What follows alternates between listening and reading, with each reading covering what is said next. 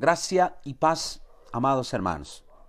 Necesitamos comprender una vez más la importancia del creer. Es por el creer que tú eres salvo, es por el creer que vives una vida en abundancia, es por el creer que puedes experimentar todas las bendiciones que Dios tiene para tu vida. Realmente el creer es el punto básico para experimentar el favor de Dios y la gracia de Dios.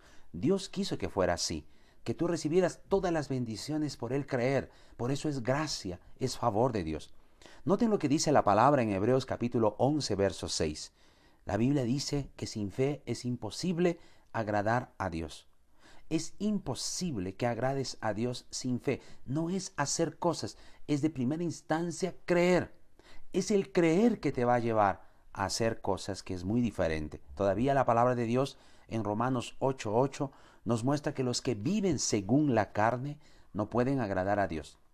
Si tú percibes, el Señor nos dice que primero, sin fe es imposible agradar a Dios, y ahora dice que aquellos que viven según la carne no pueden agradar a Dios. Si juntamos esos dos versos, nos vamos a dar cuenta que el Señor nos está mostrando que los carnales son las personas que no tienen fe, o los que no expresan fe son aquellos que son llamados de carnales. Es decir, todo incrédulo es llamado en la palabra de Dios como carnal.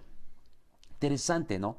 La mayoría de los cristianos estamos acostumbrados a llamar de carnales a las personas que cometen actos pecaminosos, a los cristianos que cometen actos pecaminosos. Pero sí, tiene que ver, sí. Sin embargo, hay algo más profundo. ¿Por qué es que hay alguien que comete constantemente actos pecaminosos? Porque no cree. Es el que no cree que hace que constantemente caiga en pecados. ¿Por qué? Porque no cree en la santidad de Dios, porque no cree quién es Él en Cristo Jesús. Una vez más quiero decirte, en Cristo nosotros ya no somos pecadores. Tú tienes una nueva naturaleza en Cristo Jesús. ¿Qué significa eso? Que si tú crees en esa verdad y esa verdad se te hace una revelación, entonces tú vas a actuar como aquello que eres, una nueva criatura en Cristo Jesús. Si tú crees que eres una nueva criatura, entonces no volverás a caer en esos actos pecaminosos en los que tú antes vivías o caías. ¿Por qué? Porque la nueva naturaleza de Dios te va a hacer entender que tú ya no puedes vivir en ellos. Segundo, la vida de Dios que está en ti va a dirigirte constantemente a actuar conforme a lo que eres, nueva criatura, hijo amado del Señor. Entonces todo radica en el creer. Todo aquel que cree va a experimentar victoria. Todo aquel que cree va a experimentar una actitud diferente según el carácter de Dios, según el carácter de la santidad de Dios en su vida. Por lo tanto, la raíz es el creer.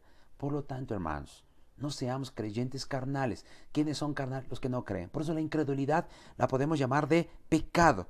Constantemente las personas que caen en pecados es porque no están creyendo aún en quiénes son. El Señor quiso que tú y yo experimentamos constantemente fe en Él. ¿Qué es fe en Él?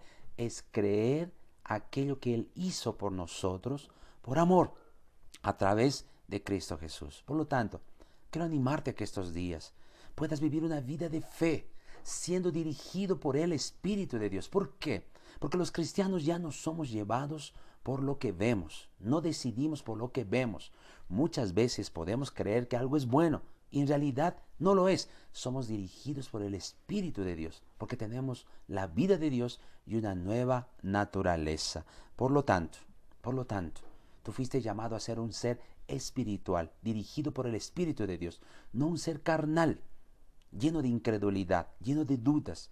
Tú eres lo que Dios dice que eres. Hay una diferencia entre aquellos que se levantan cada día y a pesar de saber que cometen errores, ellos pueden confesar y declarar que son hijos amados por gracia de Dios.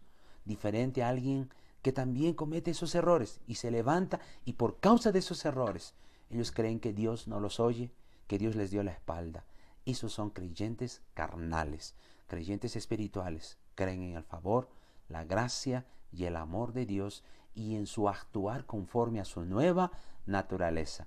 Que esas sean las actitudes que tengamos este tiempo y seamos vencedores en Cristo. Muchas bendiciones.